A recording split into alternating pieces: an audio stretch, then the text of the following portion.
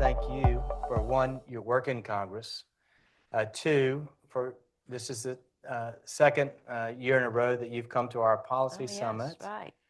and more importantly, for all your good work in the on the Energy and Commerce Committee as the ranking member of the subcommittee that has most of the jurisdiction over all of our member companies.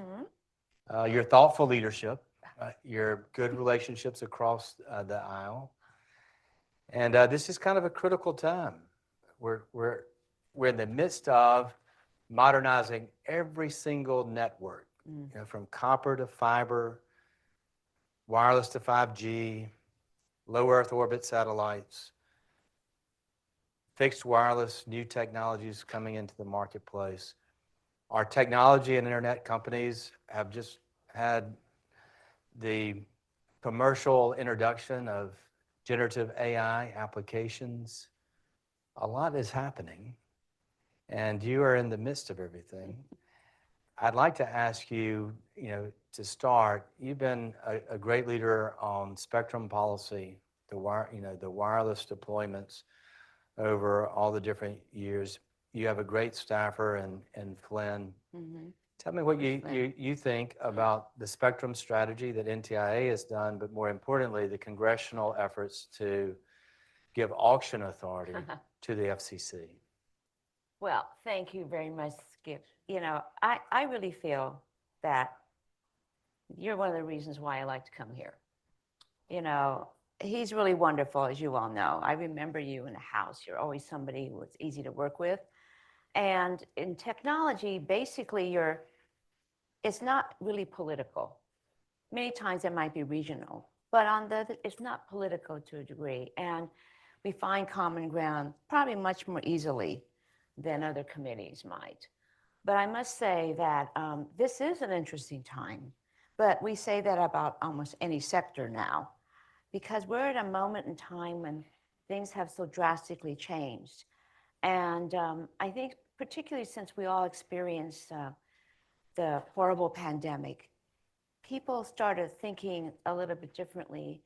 And young people in particular are looking at the things that we do all the time in much more different ways. And as you know, they are far more advanced than we are. They understand these things much more quickly. They pick up these devices and they know what to do. They explore. Sometimes they explore much more than we want them to explore. And then we have to get involved. But I must say that it is a thrilling time too. I don't know whether I can bring joy, as Senator Klobuchar says, but I really feel that this particular area of technology, as it impacts everything in our lives, is such an interesting place to be. There's nothing that technology does not impact. And I think that is thrilling. But I also believe that it is really challenging too. And on many days, we try to look at various things that might impact various sectors, and it gets to be overwhelming. But we have to be engaged. The world is moving so quickly. I mean, we're talking about spectrum here. I mean, most people used to think, what's spectrum? What's spectrum? But now more people know what spectrum is. And we're trying to deal with it. Obviously, we don't like the fact that the Spectrum Authority has lapsed. That is not a good thing. And it's been almost a year, and we do have to do something about it. It is unconscionable. It affects innovation. It affects our global leadership. It affects everything we try to do. It's very fundamental. And I have to say that what's happened with, I have hope though, because with a national spectrum strategy and also the President's memorandum, we have a way to actually start doing things. And because I've always said that when it comes to spectrum governments, the United States has to speak with one voice, particularly today. We don't need to have a whole cacophony of different voices. And I believe that's what the President Memorandum has done. I mean, what's trying to do there is really try to empower NTIA to really bring the federal agencies together, to really look at what we do with the spectrum we have available to maximize its use. It's very limited. And then what the National Spectrum Strategy is to look at what might be available there and really looking at what might be really ready for some sort of use, right? So with the two of them, I think we have a lot of opportunity to move forward. I like the fact that we are now looking at this as being something that is so important to all of us that we're aiming our way into it right now. And my understanding, there'll be implementation soon this month, at least some kind of strategy or plan moving forward, which will really help us, particularly as we move forward. So we're looking at that as being a very positive. And obviously, we're hoping that we can do anything we can to ensure that, in particular, we get off the dime on some of these things, particularly the lower three. And Chairman Lana and I have written both DOD and NTIA to say, you know, let's figure out where you are. We'd like to be engaged as much as possible. This is a time that we really have to decide that we have to move forward. And anything that we can do to have that conversation, we're available. So we're looking forward to that. And I say that in a very hopeful manner because it took some time to even get to this place. So now we kind of are focused on what needs to get done, particularly with those two agencies. You know, we ended the last session on joy, and you brought in the first minute's hope to this session. A little reality. You know, one of the important aspects of the Spectrum Auction Authority is it could help us solve other problems too. Not only our global leadership in 5G and 5G and beyond wireless deployments, but it could also help pay for important critical programs like the ACP. Sure. Or rip and replace. Anything you'd like to add on the ACP and rip and replace? Well, you know, those are two critical programs. We all know that.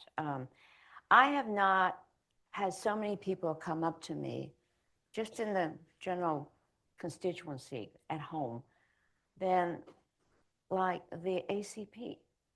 It has reached the people that we need, that know that they need the connectivity. It is probably the most important connectivity we've had in history, reaching 23 million households, which is an awful lot, in areas, particularly rural areas, which have had much difficulty. And when you think about what happened during the pandemic and the lack of connectivity, people embrace this. You know, you can have access, but if you don't have affordability, you don't get to the right place. The people don't get it at all. And so now it is so important to make sure that we don't lose the funding that we in April. So we're looking at this as something that is an emergency. We need to get some stopgap funding for this. And I think it's critical that we're doing this now because it is, you know, many times we do things in Congress where people may not be aware of what we've done, right? That's what happens a lot of times because they don't see the effect of it right away. With ACP, they know. And I really feel that we owe that to our constituents to get this done. And I realize that we need to make it more sustainable, but at this moment in time, let's at least try to make sure the funding continues. You know, I think we have something in a bill where it goes to the end of the year. That's not enough. But on the other hand, let's try to get that done. And I'm a member of the USF group of us. We're trying to look to see how we can make USF better, but also to find out a way to make even ACP more sustainable rather than having to wait all the time for appropriations. So we're doing that, and we hope to come up with something. But you know how it is with that. That's a huge deal. So it'll take time. So as we work on that, we have to make sure that the funding doesn't lapse for ACP. And there are so many people committed to this. It's really remarkable. And we want to make sure that there's something that when the constituents really feel it and ask for it, we have to respond. And we're really ready to try to fight for this. Earlier today, Senator Lujan came. Oh, and, yeah, and my partner in a lot of this. yes, y'all enjoy good trouble and mischief together. But he said that Senator Welch and Vance have a package that would extend ACP. He believes it will get through the Senate. The question is, can it get through the House? Can we find a vehicle in the next few weeks as we have the appropriation and different funding bills so that the hope can be actual and realized? Well, I think it's, as you know, it's more challenging in the House. Yeah. But having said that, though, a lot of this ACP funding has been, well, let's face it, it doesn't matter whether you're red state or blue state. Everybody loves this here.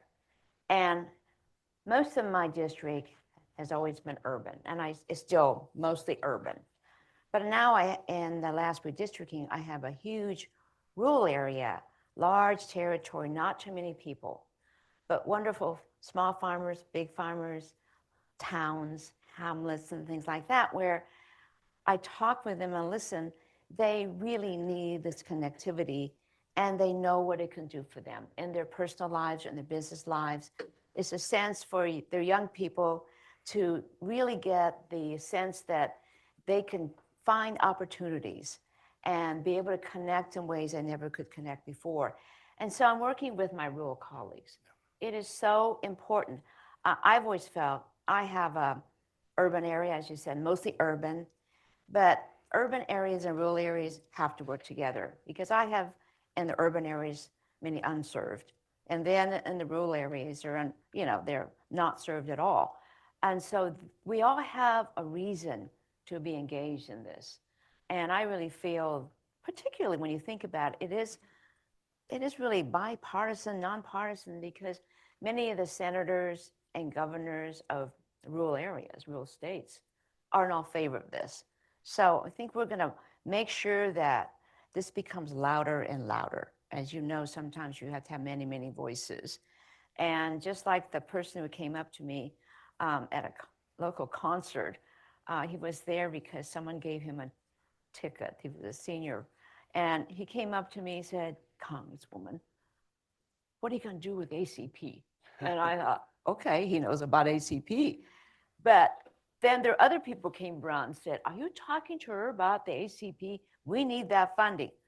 Listen, I mean, when I have people like that coming up to me at a concert, it's gone out there far and wide. So I'm using that. And I also said to them too, you need to speak. You need to be able to talk to people, in a sense of, you have small town newspapers, you can talk. Let's blow this up in a sense so people understand exactly what this means. One part of the ACP that most people don't realize are our member companies like Sonic in San Francisco, that is rated as the best ISP with the highest speeds, is a competitive fiber to the home, and just a tremendous story of one of our member companies. But ACP is very important for them to deploy new networks because they can create a business model and a business case that if they deploy everywhere and people can afford it. Right. And the ACP allows for the business plan and financing to deploy to all neighborhoods in all parts of a city or town. That's right. And sometimes people forget that very important component. And that's true whether it's in rural Mississippi or in urban San Francisco. It really helps our Sacramento. It helps us deploy the networks and connect really everyone. true. It does create new businesses, and it's a huge economic development aspect of that. And and I realize that we kind of emphasize the other side of it, but that side of it is really so important too. And that's why we get so much support now. We've got to, in a sense, make sure everybody understands it, like you were saying too. So that might be something that we talk about even more now. Thank you. Yeah. One other area where you've really been a champion and helped lead is on 12 gigahertz, the 12.2 to 12.7. The proceeding at the FCC, which is looking at whether we can have high-powered two-way fixed. And there's another company from California that's a great success story called Toronto that is really one of the best examples of how much improvement we have in fixed wireless technologies that minimize interference, that maximize propagation, capacity, and speeds. And we're seeing rapid adoption of fixed wireless broadband around the country. Sure. And as we have BEAD with a huge infusion of Mm-hmm. historic funding, if we can also have a tremendous infusion of new spectrum Oh, and a yes. high midband, and 12 gives us that opportunity. It does, it really does. And I've been talking about this even before the NPRM, because it gives us an opportunity, because there's limited spectrum, we know that. And this is another way of opening this up. And I really feel that we have to look at everything. And in essence, we are a very creative society. We have a lot of innovators. People start thinking about how we can do these things better. And where do we have to find new spectrum? And I'm all in on this because we just really need to do it. And I have written to the chairman, Rosenwald, so to make sure, let's try to push this out and really think about it even much more intentionally. I know some of the 12 gigahertz people have made some kind of agreement with, I guess, the Cherokee Nation to figure out if they can do this, which I think is really critical because they really, I think they can work on this thing, and I think it'd be something that would demonstrate how good this could be. And I'm hoping that that's just one example as we move forward. Well, we thank you for your leadership on that. It means a lot to our member companies. We've been running a coalition, and it's, I'm trying to remember how many years we've been making the case. We believe that the record is complete. The time is now. You have now joined Senator Lujan, Senator Blackburn, and you calling for the FCC to act, and act now and quickly. So we appreciate the bipartisan, bicameral support of getting 12 approved for two-way fixed. And we do think that the timing is essential because it coincides with the federal funding, the BEAD, and if we can get the convergence of spectrum in the market and private and public funding, it can do a lot of good. No, it's huge. In closing the digital divide. Oh, absolutely. There's so many opportunities now. We have to grab the moment. Yes. We have more funding opportunities now than we're ever going to have, and we need to take advantage of that. And all the great thinkers are thinking about what we do here. And I'm excited about what we can do now. And we have to be all in on this here. Okay. And, we've got an FCC. It's a full FCC now. And I think we're going to compel them to start working hard on these things because we have, when you think about it, the young people of this world just know technology in a way that we didn't even know 10 years ago, right? Or 5 years ago. And it's moving so quickly. We really have to explore all these avenues, not only to see what we can do, be innovative, but also understand that privacy and security are part of this too. So it's not an easy bundle of things that we have to do, but we have to do it all. We have to do it now. I think that's the right message. This morning and the other conversations we've had this morning, AI is top of mind. Oh, yeah. We've started and announced this morning a Center for AI Public Policy and Responsibility.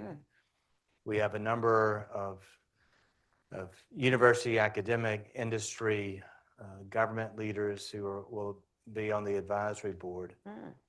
Anything that you would like to leave the audience on AI best practices, public policy, tremendous benefit, but also wanting to make sure that we prevent, as Senator Klobuchar said, some of the misuse and abuse and the things that could be damaging, both to our children and to our democracy. Any words of advice to us as we get started?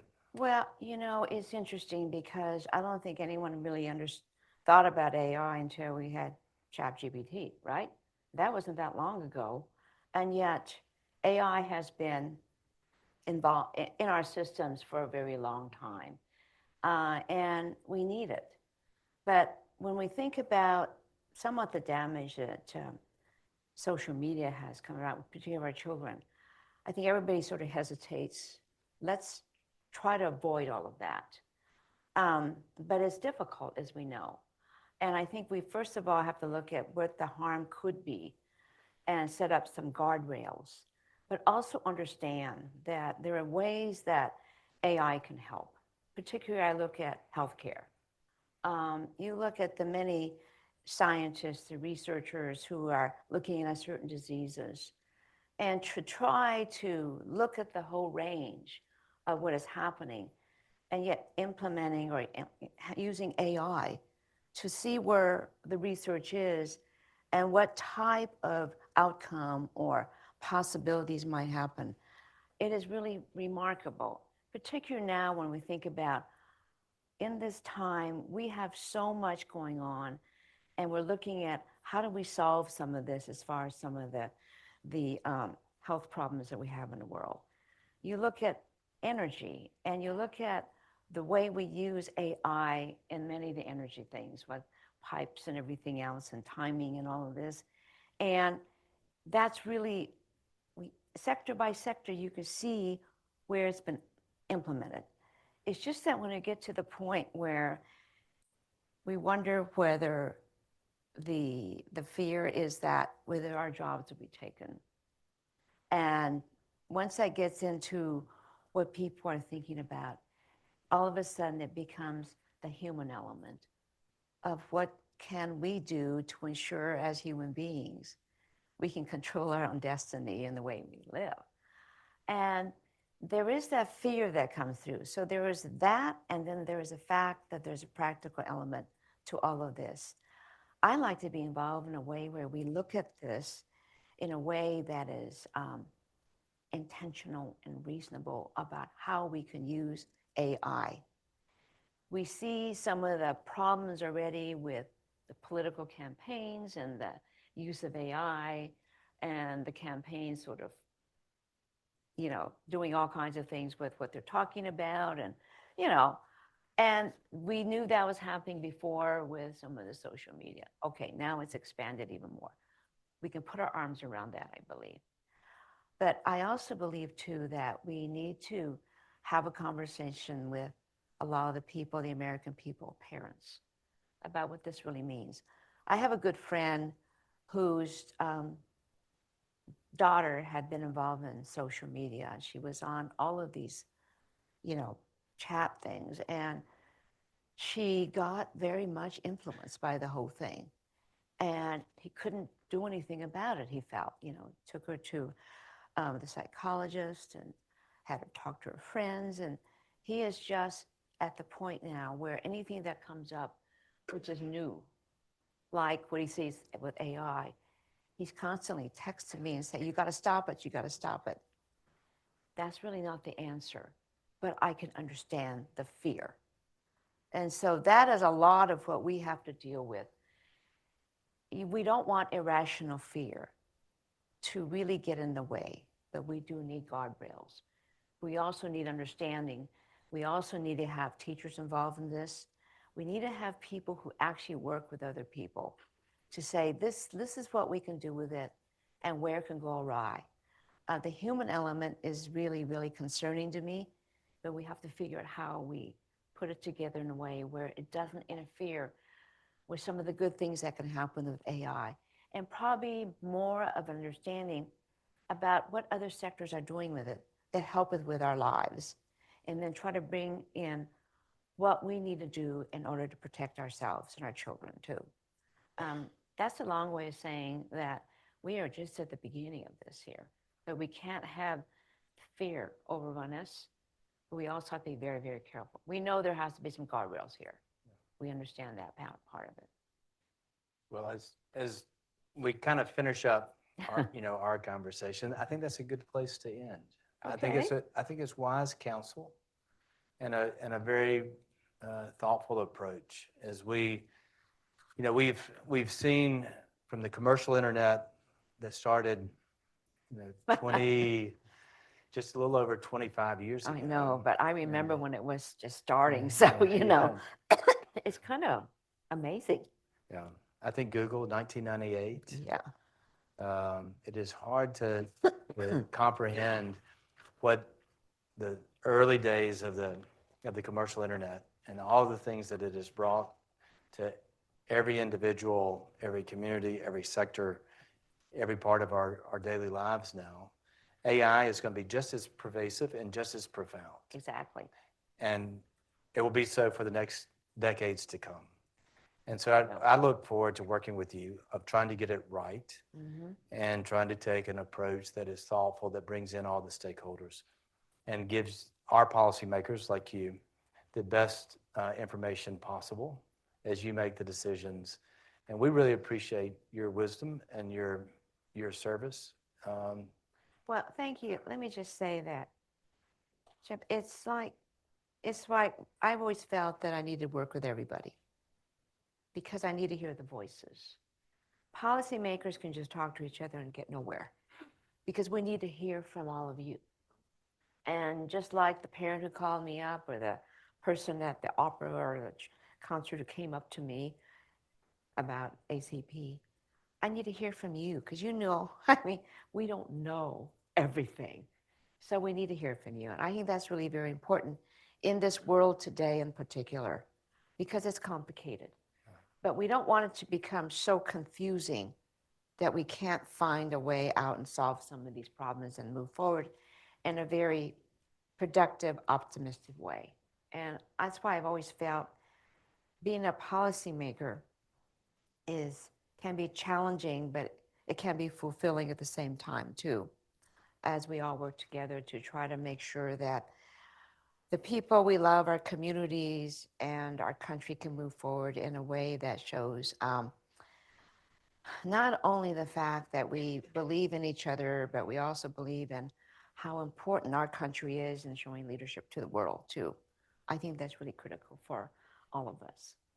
But I think we could say we've closed the last two sessions on joy and hope, and that's a good place to be. So thank you very much. Thank you so much. Appreciate it. Thanks a lot, Chip.